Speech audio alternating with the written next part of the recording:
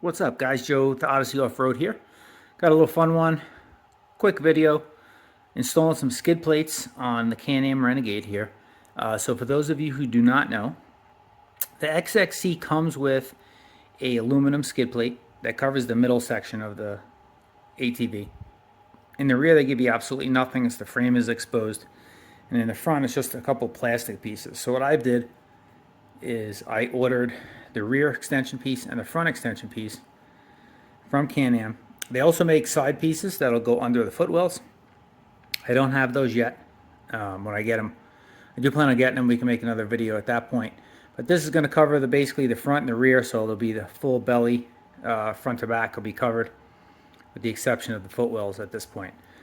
So I also modified the stock skid plate a little bit so that's easier to change your fluids. For some reason, Can-Am feels you don't need any holes in the skid plate to drain the fluid. It just makes a mess everywhere. It still makes a mess, but it makes it a little bit easier with the hole there for the fluid to drain out. They give you one for the engine oil, but they do not give you a hole in the skid plate for the transmission fluid. So what I did was I got a hole saw. I don't know if we can see it with this cover on. You can see it right there. I'll show you underneath, but where the transmission drain and fill bolt are, right below it, there's no hole in the skid plate. There's a hole in the frame, and then it doesn't continue through the skid plate. So I drilled a hole with the hole saw through the skid plate, and then you can kind of get to when the transmission fluid is draining out, most of it will run out of that hole. I say most of it because some of it still does get on the frame and kind of run all over, but at least the majority of it will come out. I also did the front on the factory skid plate for the front diff. They don't give you a hole there either. You can't see the drain plug. It's kind of sits in the frame, between the frame there. So you'd actually have to take the skid plates off, which is a big pain in the neck. And as you can see by the process of taking the plastic one off now, this is where I drilled the hole with a 1-inch hole saw.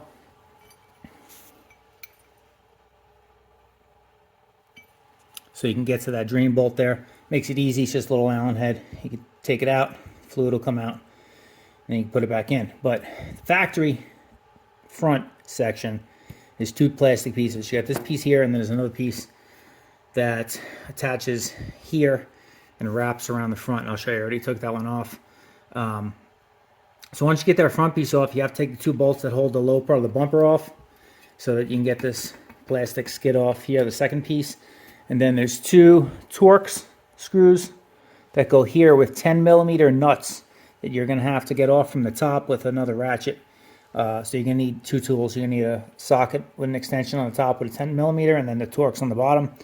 And then you also have to loosen these at 13mm nuts and bolts. So you got, again, from the top, you're going to have to stick a wrench or a ratchet with an extension for the nuts on the top. And then loosen these because this is kind of sandwiched in between there in the frame. You'll see this isn't going to come out yet until I loosen those, and then it'll slide out, the new one will slide in. So let me show you what the front piece looks like that we got off also, and then I'll show you what we're replacing all that with. So this is the front piece that I took off. And it's just a bunch of Torx. These two nuts kind of are wedged in here underneath. And then there's some Torx screws that go through the bumper, through there. So you kind of got to Mickey Mouse your hands in here a little bit. If you have a winch installed, it's going to be a nightmare getting your hands in here. Fortunately, I don't have any of that in there right now, so it's pretty open. So you can just kind of get a ratchet with the Torx bit and get those screws out there. And then you got the two underneath. And then that exposes the bolts for the front bumper now. So that's that piece there. What we're replacing it with is this one solid aluminum piece here. Nice piece, says Can-Am on it. It's pretty thick, about a 1/4 inch thick aluminum. They give you new hardware for it. And let me see if I can find the paperwork with the part number. All right, so that's the part number you want right here. That's the skid plate for the front. That part number is important for the front skid plate because if you go on the Can-Am website, they will show two front skid plates. One of them ends in 926. That's for the Outlander. The 925, which is this one here I just showed you, is for the Renegade. Don't make that mistake and order the wrong one. I didn't realize, and I had ordered the wrong one initially, had to return it, got the right one. So the rear, there's only one rear ATV skid plate on their website, and that's for the Outlander and the Renegade. In the from the factory, they don't put nothing back here. It's just exposed frame rails. And again, there's no way to drain your fluids without it running all over the frame. And you can't even drill a hole to help you because there's a plate on the frame itself also where there's no holes drilled, and you don't want to be drilling holes through your frame. So you kind of just got to deal with the mess when you drain the rear diff fluid. It's going to pour out all over and run out everywhere. But for the front, we drilled a hole in the skid plate. You can see that. I'm just going to, when I get that plastic one off in the front, I'll transfer that to the aluminum one, kind of trace the hole, re-drill that with a 1-inch hole saw, and then this way in the future I'll never have to take the skid plate off. I can drain my fluids no problem, and I'll have the protection of the aluminum skid plate. So on this rear one here, you'll see another Can-Am part actually while I'm at it is if you're in states where you run a license plate, you'll see this bracket is a Can-Am piece. It just bolts in right in here. Then you can attach your license plate frame bracket. That's what that is, license plate frame bracket, and then you can attach your license plate. Here in Arizona, we run plates. So back to the rear skid plate. It's a little bracket that you have to attach that they give you. There's going to be some extra hardware you're not going to use for the Renegade. It's going to be for the Outlander. So there's going to be 2 long black screws and 2 spacers. Those ones you're not going to use. That's for attaching to the Outlander. So you're just going to use these here. Then you got those. 1 in the middle and 2 in the front. You'll see it's a little messy under there because I did change the fluids. And then I rinsed it all off, so the bottom of the skid plates are a little oily still. Got to give them a little bit of a wipe down. But back one on fairly easy. There's a bracket on top that kind of clamps down to the frame rails. See right there. And then the hardware goes through that. The thing is, they don't all the hardware for these skid plates. You have to get your hands on top and on the bottom. I don't know why they don't have like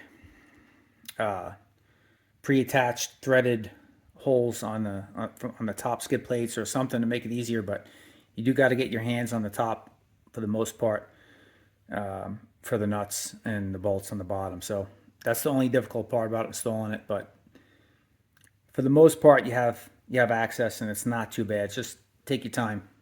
Don't install it and realize you put the bolts in the wrong place and then have to redo it, because then it could be a little frustrating. But for the most part, it's fairly easy. I'm going to finish buttoning up this front one here and getting that installed, and then I'll kind of show you what the finished product looks like. All right, guys, you see it is installed. A little bit of a pain in the neck and a little bit of changing of the hardware I had to do to really make it fit good, and nothing crazy, but I'll show you what I did. First, to kind of give you a look how it looks there underneath. Now you can see all the way front to back, fully protected. Looks really good. Kind of give you a view from back here.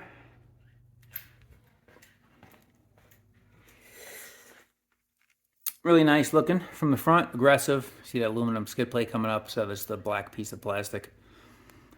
You can see I transferred the hole for the draining of the fluids into my new one. Lines up perfectly.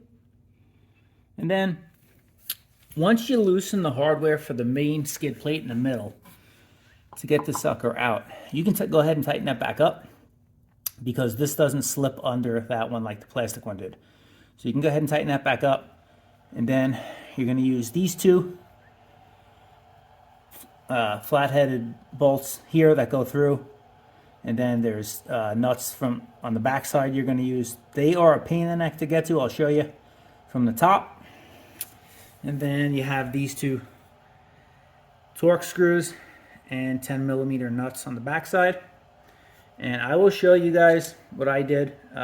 Bit of a pain in the neck. So starting at the front here. The screws they provide you in the kit are a little bit too short. So I had them all the way in, and they weren't even reaching the nylon on the back of the nylock nut. So they wouldn't even come through. So what I did was I took them back out. These are how short the ones they give you are. And you'll see barely makes the nut. Get that to focus. Barely makes it through. Doesn't go through, quite catch enough of the nylon on the back of the nut.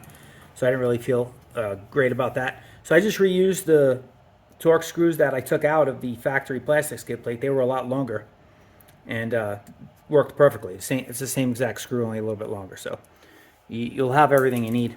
If you take off the front one and you have the same issue, you can just reuse those ones like I did. As far as getting the screws in the back, you'll see the nuts are right there. 1, 2. Now getting to those, you see what you got to deal with. So I kind of used a long extension on a 1/4-inch ratchet with a swivel on the end and kind of came in from here. I'll show you what I had here. So kind of doubled up my extensions with the swivel, came in through the top, came in through here, and got to him that way with the swivel on the before the socket to get to those 10mm. And then the other pain in the neck is the center skid plate. When you take those bolts out to get the plastic one off, the 2 nuts, which again are loose, are in here. Those are 13mm. They're in between where the gussets are on the frame. So there's no way of getting in there. If you knock that nut out of the way or move it, you're gonna need a long magnet. It's almost impossible to get your hand in there. Then you got to stick an extension with a socket to kind of hold the nut down when you put the bolt back through the bottom to kind of till it gets started. It's really that's the most difficult part of the job, I would say. And then if you have a newer model Renegade like I do, they have the front sway bars. That can get in the way of these 10mm. I did have to loosen, besides taking those out of the main one, I had to loosen the ones back here just so it dropped down enough to slide the old plastic one out. And then, like I said, I tightened those back up before I put the new one on. And again, those are 10mm back there as well. Same premise, use the 1/4-inch ratchet because I don't recommend using a bigger than a 1/4-inch ratchet, because if you're cranking them down, you can just snap the bolts. They're not very big at all. And then use the swivel on the end if you have the sway bar on the way like I do. If you have an older model, 2016s and back, I think, or 2017 and back, didn't have front sway bars, so you can just drop right down with a socket right onto it. And that's it. Installed nice and easy for the most part. Like I said, the only modifications I did was I just used the longer screws in the front that I took off the plastic skid plate, just so it would catch the nylock nuts a little bit better. And then I drilled the hole. So for a pain in the neck as it is to get the skid plate on and off, the last thing I want to do is be taking it off every time I have to change my fluids. So I drilled that hole there right under my front diff drain, and she's on there permanent.